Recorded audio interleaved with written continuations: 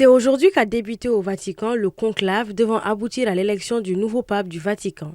Une messe solennelle dans la basilique Saint-Pierre a précédé ce matin le rituel ancestral. C'est en début d'après-midi que les 133 cardinaux électeurs venant de 70 pays cardinaux se sont enfermés dans la chapelle Sixtine dans le Plus. Au total, ils sont 17 cardinaux de tous les continents à avoir la probabilité d'être élus lors du conclave, dont 5 grands favoris.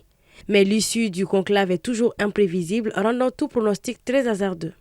En Afrique, les grands favoris sont entre autres Peter Turkson, originaire d'Afrique subsaharienne, précisément du Ghana.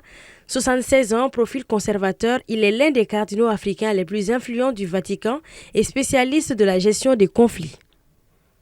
À ses côtés, Fridolin Ambongo, 65 ans, originaire de la République démocratique du Congo.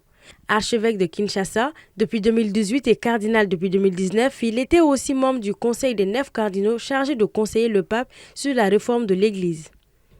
Il avait été en point de la protestation soulevée par la publication fin 2023 par le Vatican d'un document ouvrant la voie aux bénédictions de couples de même sexe.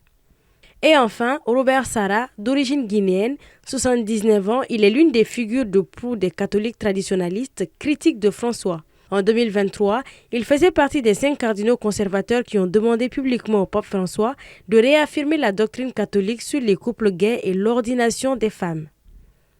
À leur côté figure le grand favori européen Pietro Parolin, membre du Conseil des cardinaux, italien âgé de 70 ans. Il est le secrétaire d'État du Vatican, donc numéro 2 du pape François. Mais aussi Matteo Maria Zuppi, lui aussi italien, archevêque de Bologne, ainsi que Jean-Marc Aveline, l'archevêque de Marseille, ou encore Luis Antonio Tagle de la Philippine et Robert Francis Prévost des États-Unis.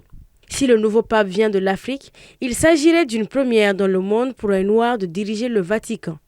Ce soir, les résultats du premier tour seront connus. Si les 89 voix ne sont pas atteintes, l'élection se poursuivra demain jeudi avec 2 tours prévus lors de la session du matin et 2 autres l'après-midi, confirme l'AFP.